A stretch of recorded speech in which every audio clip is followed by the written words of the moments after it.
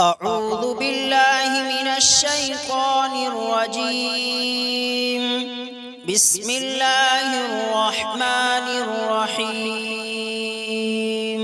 ياسين والقرآن الحكيم إنك لمن المرسلين على صراط مستقيم تنزيل العزيز الرحيم لتنذر قوما ما أنذر آباؤهم فهم غافلون لقد حق القول على أكثرهم فهم لا يؤمنون إنا جعلنا في أعناقهم أغلالا فهي إلى الأذقان فهم مقمحون وجعلنا من بين أيديهم سدا ومن خلفهم سدا فأغشيناهم فهم لا يبصرون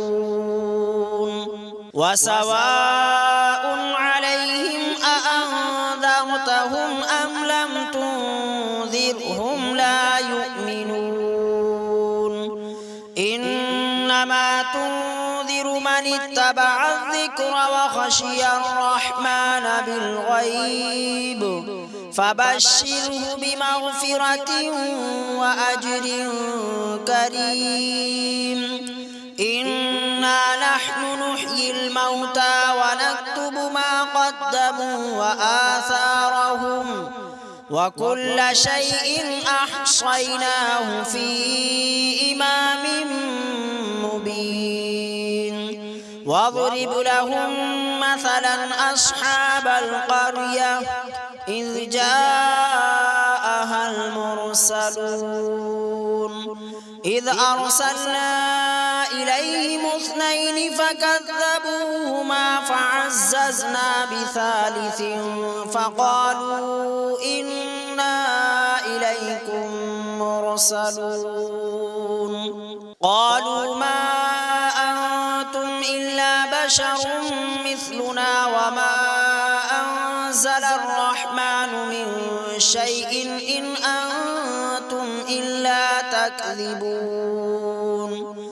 قالوا ربنا يعلم إنا إليكم لمرسلون وما علينا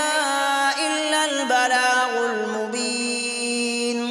قالوا إنا تطيرنا بكم لئن لم تنتهوا لنرجمنكم وليمسنكم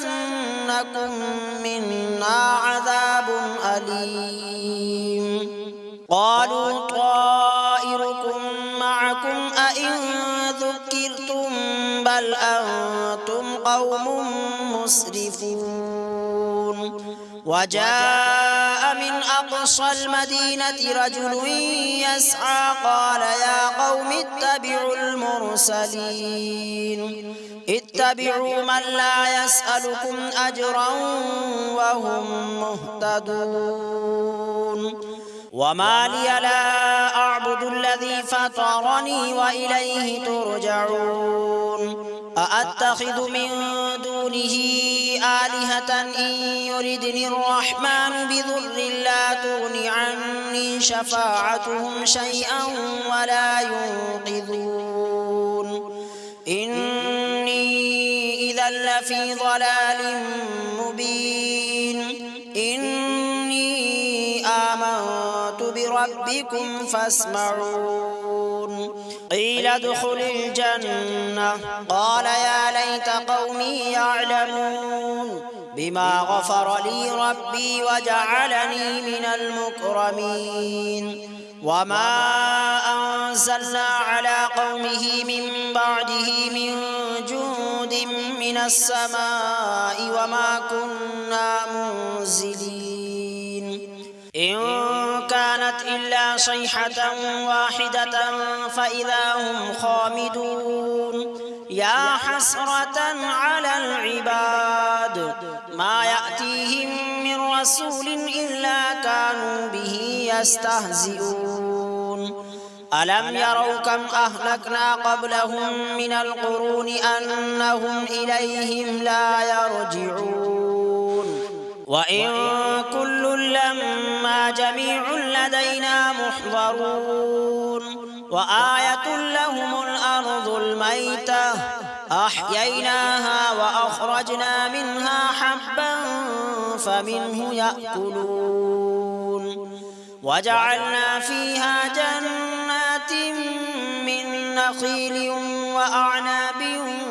وفجرنا فيها من العيون ليأكلوا من ثمره وما عملته أيديهم أفلا يشكرون سبحان الذي خلق الأزواج كلها مما تنبت الأرض ومن أنفسهم ومما لا يعلمون وآية لهم الليل نسلخ منه النهار فإذا هم مظلمون والشمس تجري لمستقر لها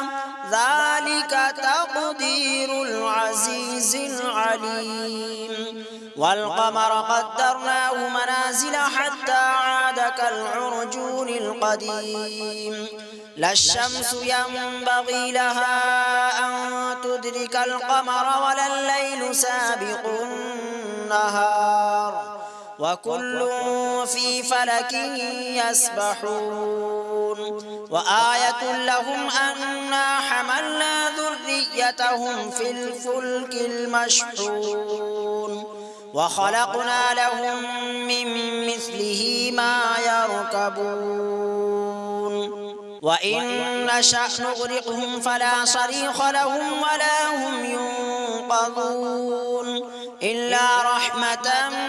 منا ومتاعا إلى حين وإذا قيل لهم اتقوا ما بين أيديكم وما خلفكم لعلكم ترحمون وما تأتيهم من آية من آيات ربهم إلا كانوا عنها معرضين وإذا قيل لهم أنفقوا مما رزقكم الله قال الذين كفروا للذين آمنوا أنطعم من لو يشاء الله أطعمه إن أنتم إلا في ضلال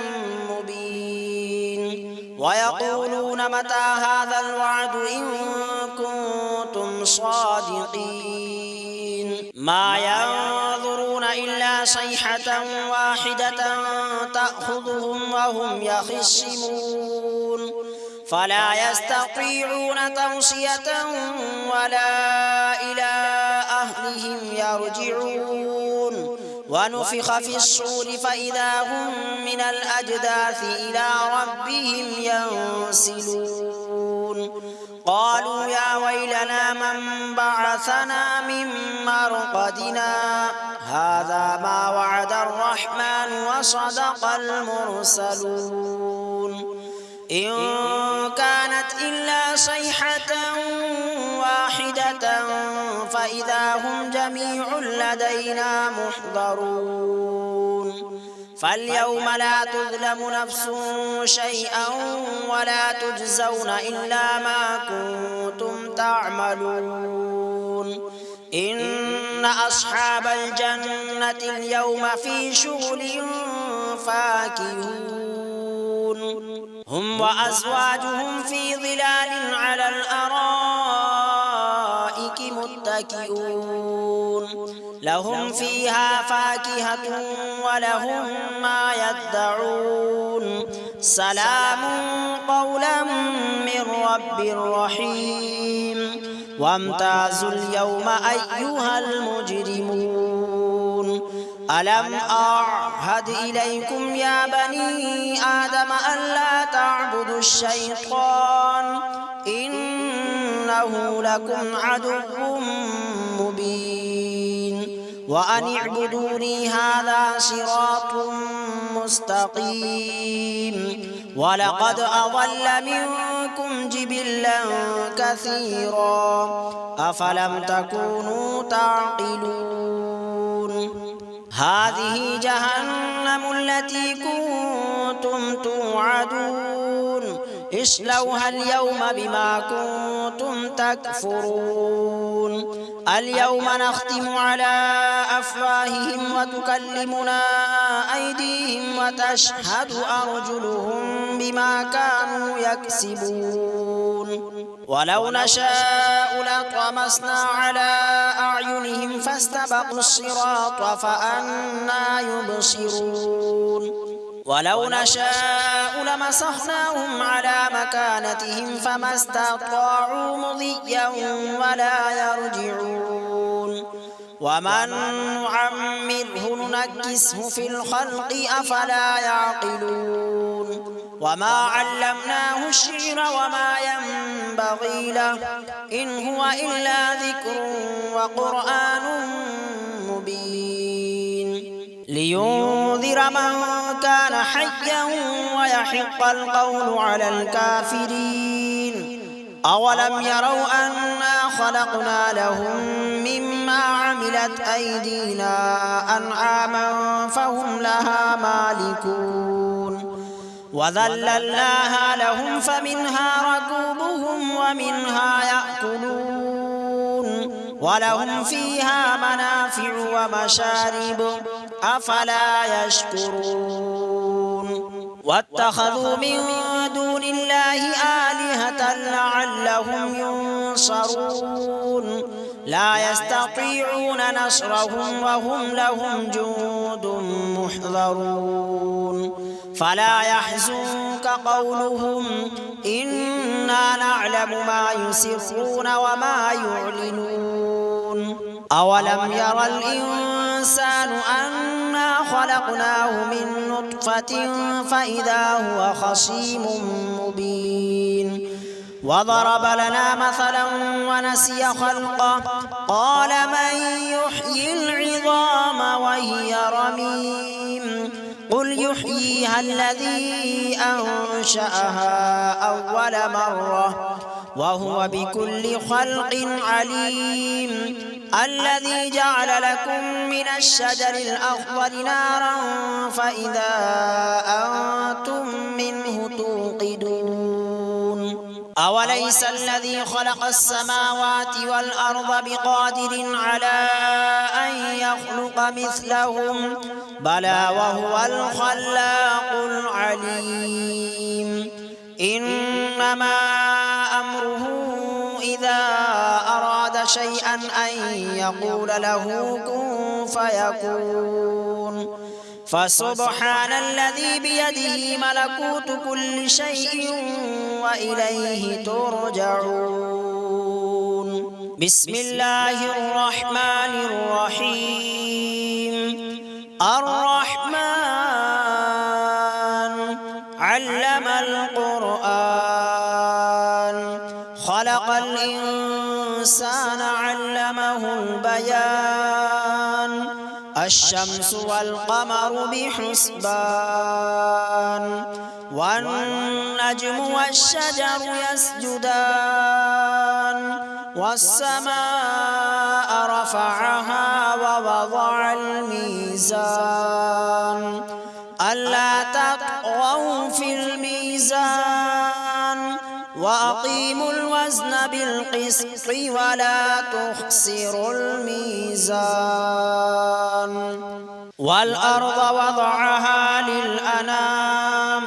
فيها فاكهة والنخل ذات الأكمام والحب ذو العصف والريحان فبأي آلاء ربكما تكذبان خلق الإنسان من صلصال كالفخار وخلق الجان من مارج من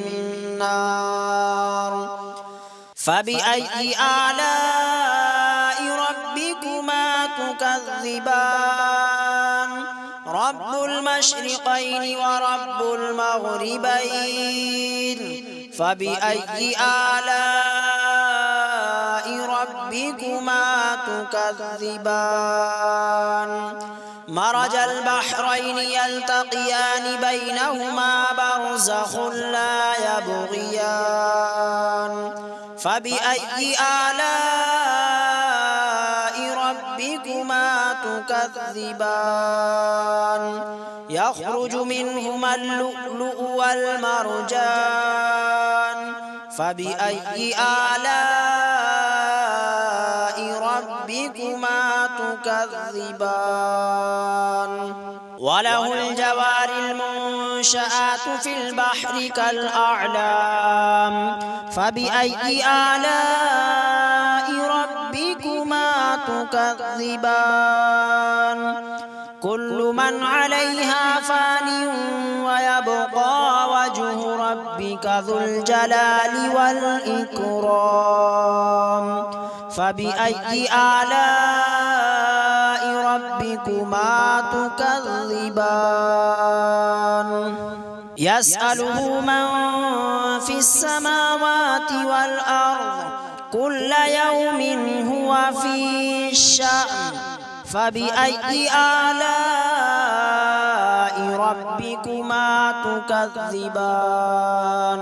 سنفرغ لكم أيها الثقلان فبأي آلاء ربكما تكذبان يا معشر الجن والإنس إن استطعتم أن تنفذوا من أقطار السماوات والأرض فانفذوا لا تنفذون إلا بسلطان فبأي آلاء ربكما تكذبان يرسل عليكما شواظ من نار ونحاس فلا تنتصران فبأي آلاء ربكما تكذبان فإذا انشقت السماء فكانت وردة كالدهان فبأي آلاء ربكما تكذبان فيومئذ لا يسأل عن ذنبه إنس ولا جان فبأي آلاء ربكما تكذبان يعرف المجرمون بسيماهم فيؤخذ بالنواصي والأقدام فبأي آلاء ربكما تكذبان هذه جهنم التي يكذب بها المجرمون يطوفون بينها وبين حميم آن فبأي آلاء ربكما تكذبان ولمن خاف مقام ربه جنتان فبأي آلاء ربكما تكذبان ذواتا أفنان فبأي آلاء ربكما تكذبان فيهما عينان تجريان فبأي آلاء ربكما تكذبان فيهما من كل فاكهة زوجان فبأي آلاء ربكما تكذبان متكئين على فرش بطائنها من استبرق وجنى الجنتين دان فبأي آلاء ربكما تكذبان فيهن قاصرات الطرف لم يطمثهن إنس قبلهم ولا جان فبأي آلاء ربكما تكذبان كأنهن الياقوت والمرجان فبأي آلاء ربكما تكذبان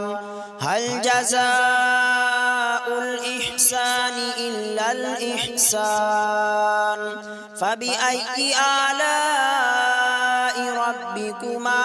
تكذبان ومن دونهما جنتان فبأي آلاء ربكما تكذبان مدهامتان فبأي آلاء ربكما تكذبان فيهما عينان نضاختان فبأي آلاء ربكما تكذبان فيهما فاكهة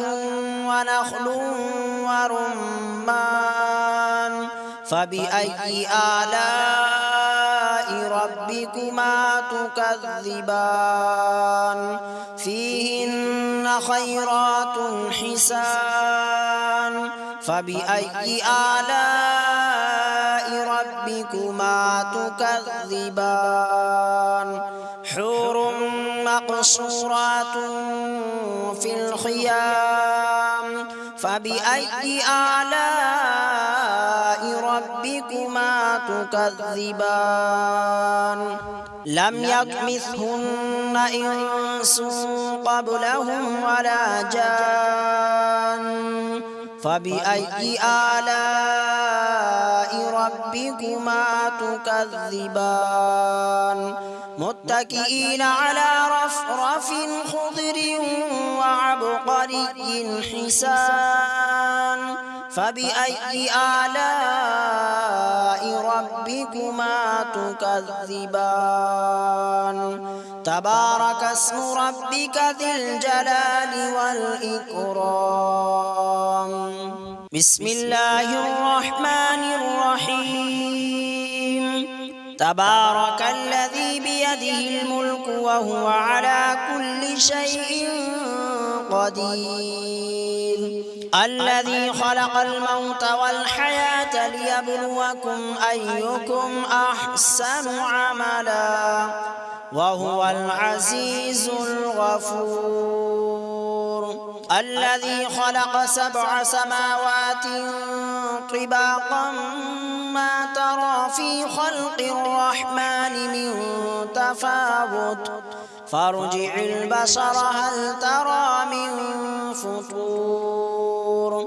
ثم ارجع البصر كرتين ينقلب إليك البصر خاسئا وهو حسير ولقد زينا السماء الدنيا بمصابيح وجعلناها رجوما للشياطين وأعتدنا لهم عذاب السعير وللذين كفروا بربهم عذاب جهنم وبئس المصير إذا ألقوا فيها سمعوا لها شهيقا وهي تفور تكاد تميز من الغيظ كلما ألقي فيها فوج سألهم خزنتها ألم يأتكم نذير قالوا بلى قد جاءنا نذير فكذبنا وقلنا ما نزل الله من شيء إن أنتم إلا في ضلال كبير وقالوا لو كنا نسمع أو نعقل ما كنا في أصحاب السعير فاعترفوا بذنبهم فسحقا لأصحاب السعير إن الذين يخشون ربهم بالغيب لهم مغفرة وأجر كبير وأسروا قولكم أو اجهروا به إنه عليم بذات الصدور ألا يعلم من خلق وهو اللطيف الخبير هو الذي جعل لكم الأرض ذلولا فامشوا في مناكبها وكلوا من رزقه وإليه النشور أأمنتم من في السماء أن يخسف بكم الأرض فإذا هي تمور أم أمنتم من في السماء أن يرسل عليكم حاصبا فستعلمون كيف نذير ولقد كذب الذين من قبلهم فكيف كان نكير أولم يروا إلى الطير فوقهم صافات ويقبضن ما يمسكهن إلا الرحمن إنه بكل شيء بصير أمن هذا الذي هو جند لكم ينصركم من دون الرحمن إن الكافرون إلا في غرور أمن هذا الذي يرزقكم إن أمسك رزقه بل لجوا في عتو ونفور أفمن يمشي مكبا على وجهه أهدى أمن يمشي سويا على صراط مستقيم قل هو الذي أنشأكم وجعل لكم السمع والأبصار والأفئدة قليلا ما تشكرون قل هو الذي ذرأكم في الأرض وإليه تحشرون ويقولون متى هذا الوعد إن كنتم صادقين قل إنما العلم عند الله وإنما أنا نذير مبين فلما رأوه زلفة سيئت وجوه الذين كفروا وقيل هذا الذي كنتم به تدعون قل أرأيتم إن أهلكني الله ومن معي أو رحمنا فمن يجير الكافرين من عذاب أليم قل هو الرحمن آمنا به وعليه توكلنا فستعلمون من هو في ضلال مبين قل أرأيتم إن أصبح ماؤكم غورا فمن يأتيكم بماء معين بسم الله الرحمن الرحيم الحمد لله رب العالمين الرحمن الرحيم مالك يوم الدين إياك نعبد وإياك نستعين اهدنا الصراط المستقيم صراط الذين أنعمت عليهم غير المغضوب عليهم ولا الضالين بسم الله الرحمن الرحيم ألف لام ميم ذلك الكتاب لا ريب فيه هدى للمتقين الذين يؤمنون بالغيب ويقيمون الصلاة ومما رزقناهم ينفقون والذين يؤمنون بما أنزل إليك وما أنزل من قبلك وبالآخرة هم يوقنون أولئك على هدى من ربهم وأولئك هم المفلحون وإلهكم إله واحد لا إله إلا هو الرحمن الرحيم الله لا إله إلا هو الحي القيوم لا تأخذه سنة ولا نوم له ما في السماوات وما في الأرض من ذا الذي يشفع عنده إلا بإذنه يعلم ما بين أيديهم وما خلفهم ولا يحيطون بشيء من علمه إلا بما شاء وسع كرسيه السماوات والأرض ولا يؤوده حفظهما وهو العلي العظيم لا إكراه في الدين قد تبين الرشد من الغي فمن يكفر بالطاغوت ويؤمن بالله فقد استمسك بالعروة الوثقى لا انفصام لها والله سميع عليم الله ولي الذين آمنوا يخرجهم من الظلمات إلى النور والذين كفروا أولياؤهم الطاغوت يخرجونهم من النور إلى الظلمات أولئك أصحاب النار هم فيها خالدون لله ما في السماوات وما في الأرض وإن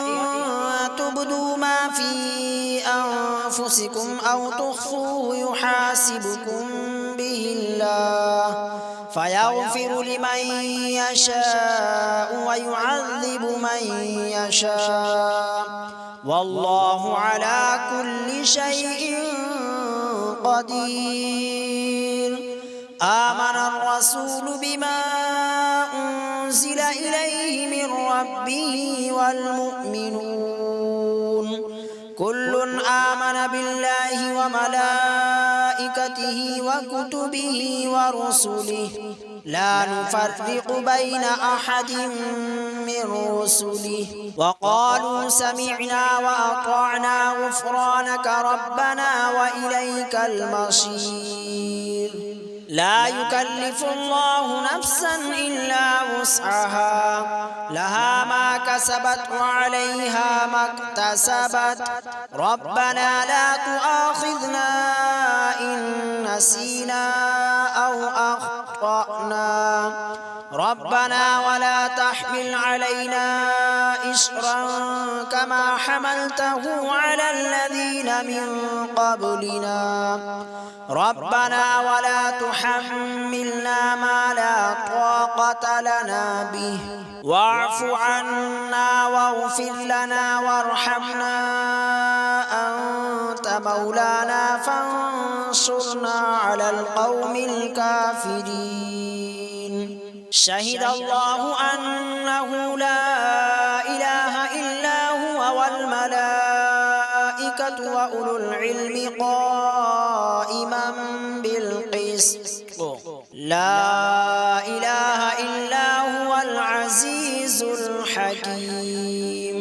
قل اللهم مالك الملك تؤتي الملك من تشاء وتنزع الملك ممن تشاء وتعز من تشاء وتذل من تشاء بيدك الخير إنك على كل شيء قدير تولج الليل في النهار وتولج النهار في الليل وتخرج الحي من الميت وتخرج الميت من الحي وترزق من تشاء بغير حساب إن ربكم الله الذي خلق السماوات والأرض في 6 أيام ثم استوى على العرش يغشي الليل النهار يطلبه حثيثا والشمس والقمر والنجوم مسخرات بأمره ألا له الخلق والأمر تبارك الله رب العالمين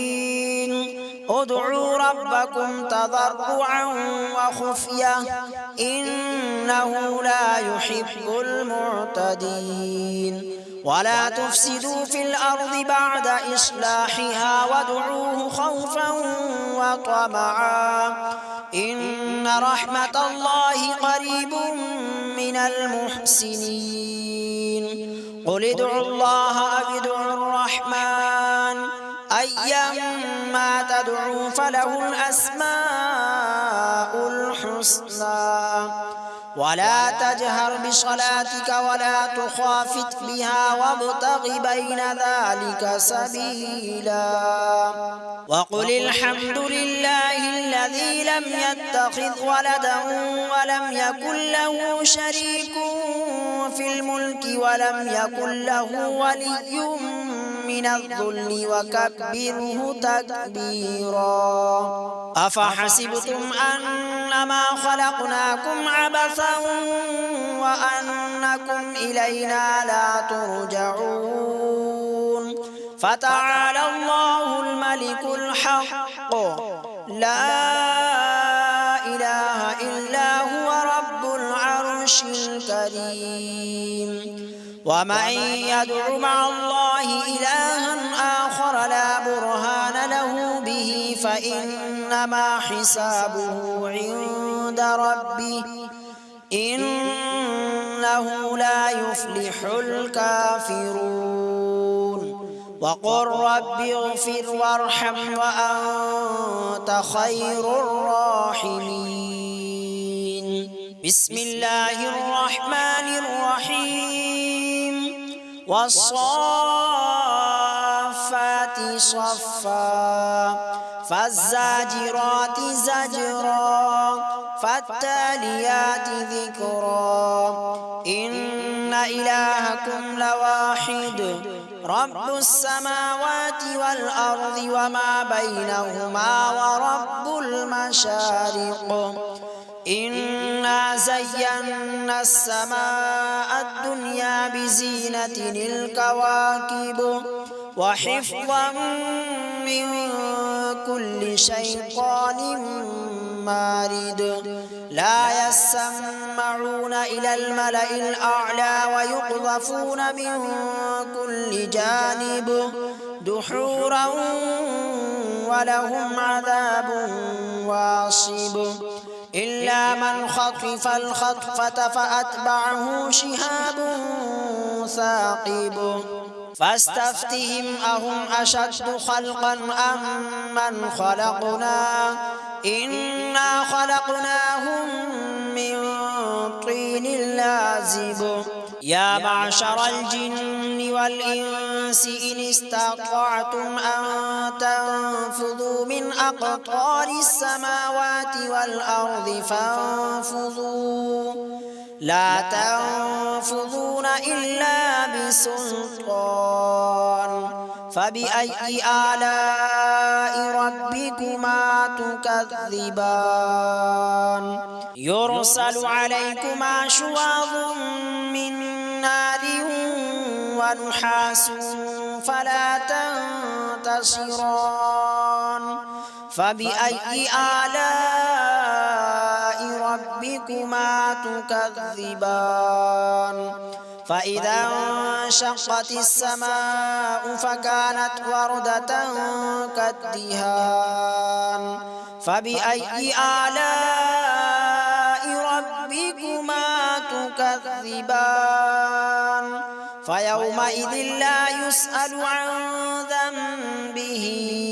إنس ولا جان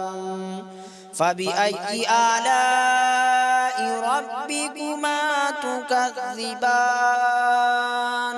لو أنزلنا هذا القرآن على جبل لرأيته خاشعا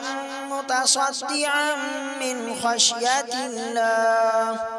وتلك الأمثال نضربها للناس لعلهم يتفكرون هو الله الذي لا إله إلا هو عالم الغيب والشهادة هو الرحمن الرحيم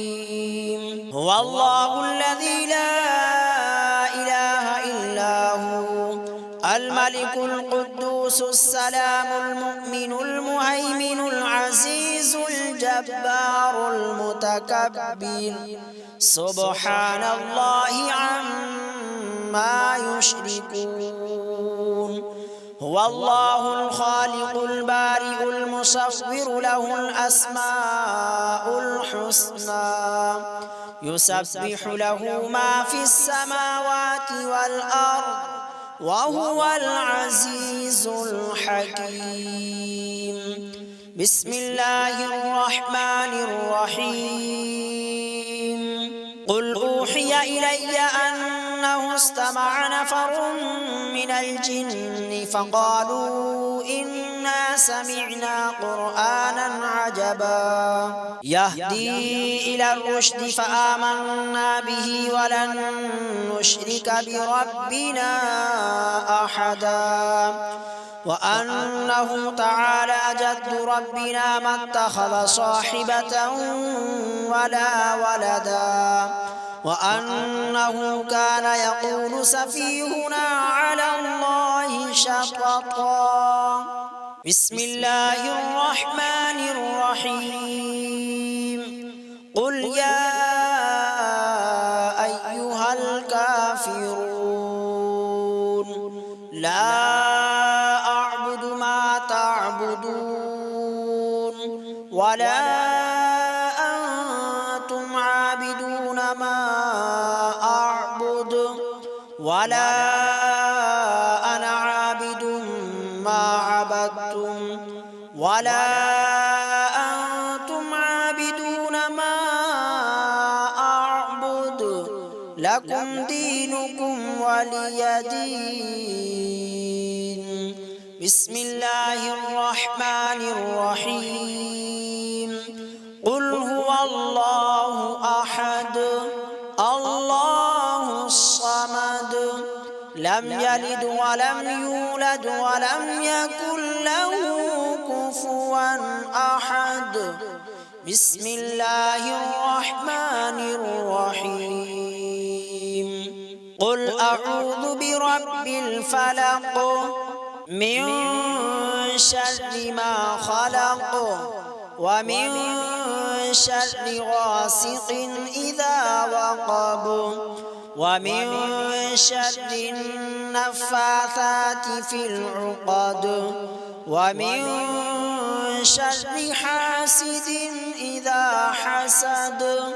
بسم الله الرحمن الرحيم قل أعوذ برب الناس ملك الناس